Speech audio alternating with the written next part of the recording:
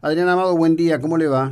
¿Qué tal? ¿Cómo están ustedes? Muchas gracias por el llamado. Bien, aquí llevando este día a día plagado de incógnitas y bueno, queriendo conversar con usted a partir de algo que había visto en un tuit suyo, la utilización del lenguaje bélico frente a un tema de salud pública global sin precedentes, en donde la Organización Mundial de la Salud parece funcionar efectivamente como un gobierno universal, con un mundo detrás de las mascarillas, y los gobiernos expoliando el miedo en algunos casos con una insensatez extrema, ¿no? Sí, usted sabe que el miedo es un instrumento de manejo de la población muy conocido, pero lamentablemente no deja de ser usado por eso.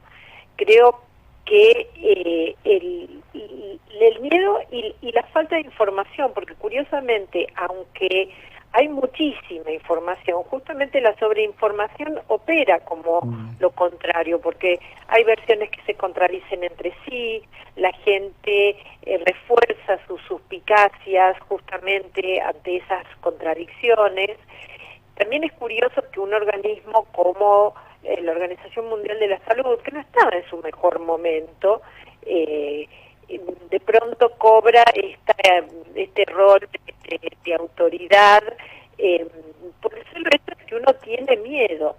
Y creo que el refuerzo de ese miedo con metáforas de epopeya que le permiten a los gobiernos tomar medidas, algunas de las cuales no tienen coherencia entre sí, ¿no? Ujú. Porque se le pide a la gente que esté en su casa, pero a la vez se ve que las propias autoridades siguen con su vida normal en algunos casos, en otros casos usan la situación de emergencia para no trabajar, como el Poder Legislativo y la justicia. Y eso sumado a dos factores. En Argentina la epidemia nos agarra no solamente en una crisis económica bastante grave, sino que también nos agarró en un momento de crisis de confiabilidad Ujú. con la política.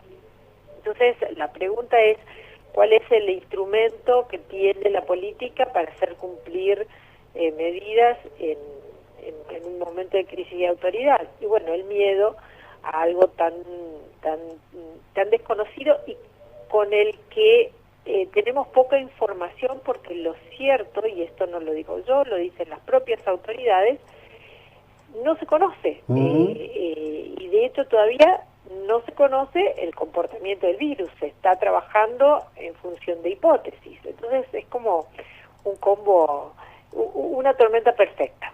Sí, claro, es una tormenta perfecta. Además, este punto en el que usted ponía recién la I, ¿no? La cuestión al respecto de las apreciaciones certivas en relación a la propia ignorancia, ¿no? Porque, por lo menos en la televisión metropolitana, yo a diario veo un desfile de personas que, frente al interrogatorio, dan posiciones definitivas, ¿no? Es decir, por ejemplo, se dice, bueno, si no se hubiera hecho el aislamiento, hoy estaríamos en una cifra de contagios de tal volumen. Sí, pero además eso es tan improbable eh, como que las cifras que dan los distintos países de las medidas del aislamiento no son contundentes. Mm, ¿Y por qué? Es la primera vez que una pandemia se encierran los sanos. Generalmente las cuarentenas eran para los individuos enfermos, claro. pero en este caso se decidió globalmente encerrar los individuos sanos. De hecho, también se agrega que la Argentina no tiene recursos para hacer todos los test que tiene que hacer, entonces decide encerrar, por ejemplo, a las personas que vienen del exterior sin tampoco tener evidencia que esas personas estén contagiadas. Ujú.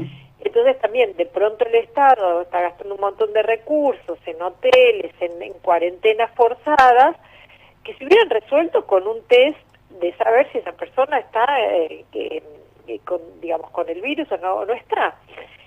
Más allá de esta medida de dejar una inmensa cantidad de personas en el exterior por el simple hecho de cerrar los vuelos, digo, como consecuencia de no poder tomar otras medidas más que el aislamiento. Entonces hemos puesto al aislamiento una expectativa que, si uno ve las cifras y los datos concretos, porque por ejemplo, una presunción, una noticia falsa que circula es que España no tomó las medidas que nosotros estamos tomando. Y España las tomó. Sí. Hay un estudio muy interesante de la Universidad de Oxford que está registrando el tiempo en que cada uno de los países tomó las medidas. No si esas medidas fueron efectivas, porque eso corresponde a los epidemiólogos. Lo que está haciendo es sistematizar a ver qué hicieron cada uno de los países, porque después que termine esta situación, obviamente nos pondremos a investigar cuál de las medidas fue efectivamente la que sirvió. Y lo que muestra es que España e Italia habían tomado casi todas las medidas en las primeras semanas. Y estamos viendo que ¿Se nos cortó? Tenemos con relación a los casos detectados es casi idéntica a la de Ecuador, es apenas un poco más baja que la de Brasil y muy similar a la de México, y ellos no tomaron medidas de aislamiento tan extremas como las que tomábamos nosotros, o mejor dicho, Ecuador sí, Brasil no tanto, México directamente no tomó medidas de aislamiento.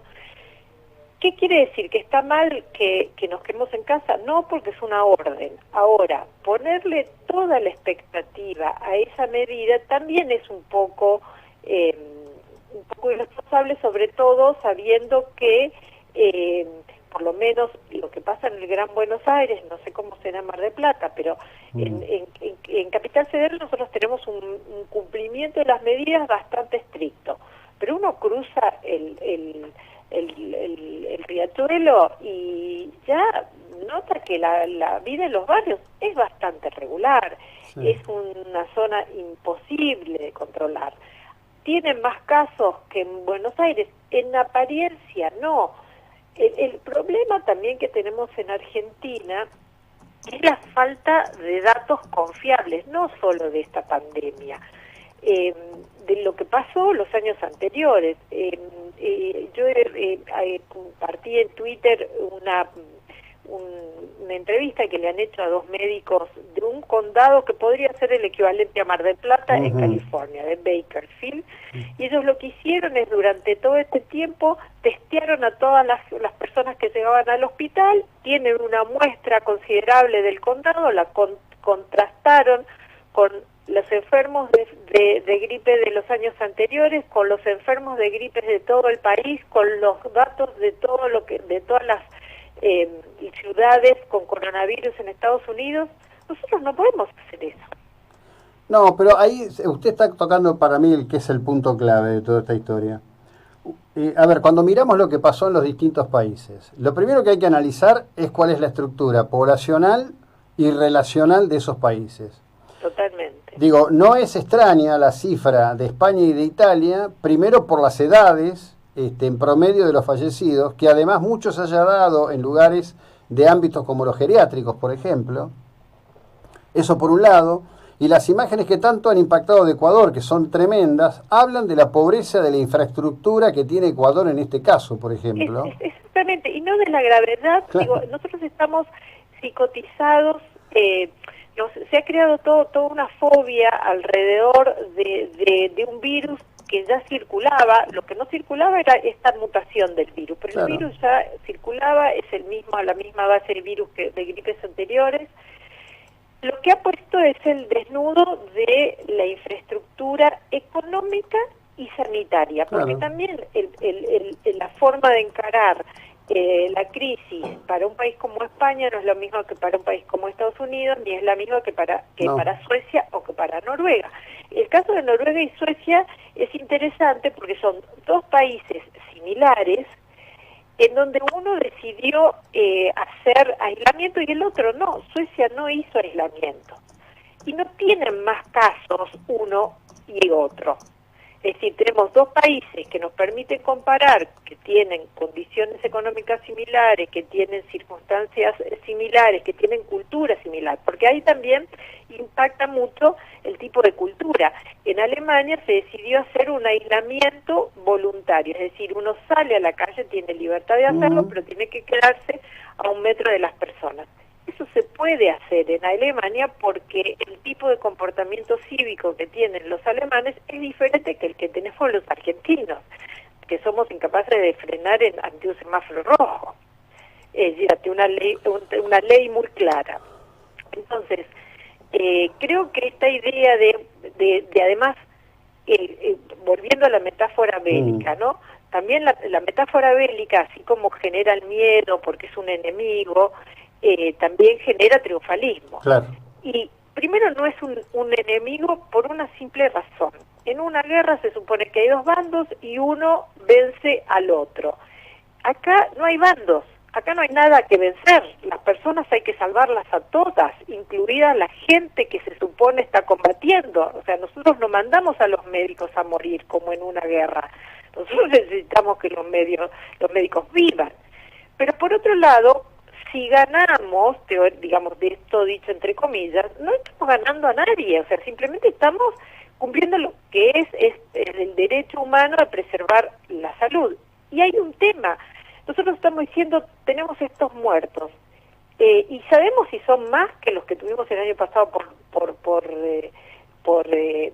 gripe, porque si nosotros creemos que estamos ganando porque nos comparamos por países que además de tener mucha más población están haciendo mucho más testeos, la pregunta es, ¿estamos muriendo más que el año pasado? Y otro dato que no tenemos, estamos contando los muertos por coronavirus, pero también sabemos que hace casi mes y medio el sistema de salud está prácticamente suspendido porque no hay consultas para las afecciones normales, no hay consultas para las afecciones derivadas de la cuarentena, porque el encierro genera efectos colaterales en cuanto a aumento de enfermedades preexistentes como la depresión, como el alcoholismo, como la obesidad. Mucha gente no se está tratando. ¿Qué está pasando con esos argentinos que hoy no se están atendiendo de sus afecciones habituales? No, sin duda. Son todo la suma de interrogantes que además, fíjese usted que esta estrategia del miedo ha logrado paralizar a los actores públicos que debieran, con una fuerza que evidentemente es distinta a la que usted en su rol y yo en el mío podemos tener, estar diciendo estas mismas cuestiones. Sí, y con otro dato más, el hecho de que no se permita a los periodistas hacer preguntas hace que estas preguntas que nos estamos haciendo entre usted y yo, porque somos quienes no podemos preguntar, o yo las puedo plantear cada tanto en mis redes sociales, pero no se pueden hacer. O sea, no se pueden hacer preguntas personales ni de opiniones de los involucrados. No podemos hacer preguntas acerca de estos datos públicos porque no tenemos datos públicos. Si bien casi todos los distritos están publicando comunicados de prensa con los partes diarios, no están publicando esos datos como bases de datos abiertas que les permitan a los investigadores hacer modelos, comparaciones con facilidad. Yo todos los días tengo que cargar manualmente los datos en una planilla precaria que hago yo para comparar, para tener algún otra variable que me permita saber si los datos son altos, bajos. Solamente tenemos un reporte de un número absoluto, ni siquiera relativo. Esto no es un problema de esta administración, no tenemos los datos anteriores. Si uno ya que nos estamos comparando con España, uno puede hacer un seguimiento de unos análisis que está haciendo un equipo de investigadores que no son gubernamentales, pero justamente como tienen los datos abiertos de las comunidades autónomas, publican unas notas súper interesantes en el diario El País que no solamente me permiten ver la evolución de las muertes y de las afecciones resultados día a día en cada una de las comunidades, sino que me permite compararlo con los años anteriores y agregar algunos datos estadísticos, como es el nivel de confianza de las estadísticas, como es el nivel de confianza que significa la cantidad de testeos en relación a la cantidad de la población. Nos permite entender cuántos de los casos tienen que ver con el exterior, porque acá también se circuló, ¿no?, como que el virus estaba de afuera, y si uno ve el mapa del Instituto John Hopkins, puede ver que junto, en paralelo a la cepa de Asia, también estaba habiendo una cepa en América que es posible que explique la cantidad de casos de Estados Unidos, no por viaje, sino sí, porque claro. ya estaba la cepa también en el continente. Esto no lo sé yo y no lo saben las propias digamos, las propias investigaciones epidemiológicas, que todavía están trabajando sobre el fenómeno, ¿no? Sí, absolutamente. Lo que ocurre es que también hay, digamos, como una gran construcción, ¿no? En este sentido, inclusive hay predicamentos que son llamativos. Por ejemplo, hace unos días, usted la debe haber visto, circulaba un título que se repitió en una docena de medios que decía: el mayor gurú de coronavirus dice que conviviremos con esto décadas, ¿no?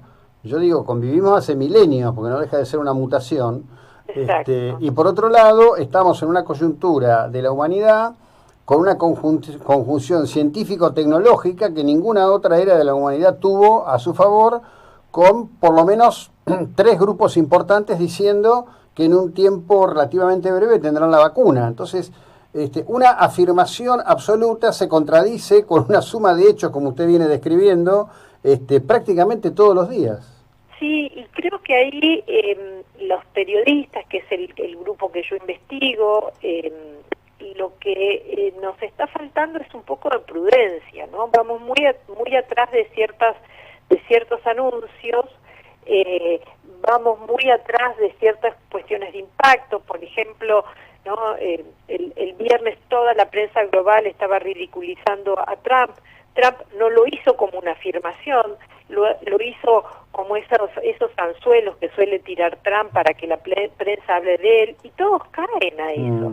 Entonces, en definitiva, toda la prensa terminó siendo funcional a la difusión del tema de los desinfectantes, que ya circulaba como una fake news.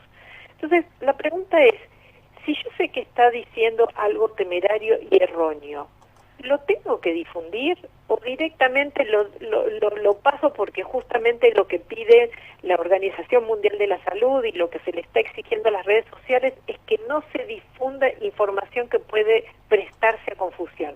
Y terminamos todos criticando a Trump, confundiendo más mucha gente Sí, que ve muy pocas noticias y que escucha desinfectante y coronavirus y por lo pronto le entra la duda. Sí, Lo sí. estamos haciendo también, estamos comportándonos los medios de una manera bastante liviana, ¿no? Entonces creo que eso también, cuando analicemos qué pasó y cuáles fueron las medidas del coronavirus, también vamos a tener que hacer una revisión de cuál fue el rol de la prensa en la pandemia. Adriana, como siempre, gracias por el tiempo y la ilustración que nos dedica. Buena jornada, muy amable. Igualmente para ustedes, un saludo para su audiencia. Bueno, Adriana Amado, seguimos en un instante.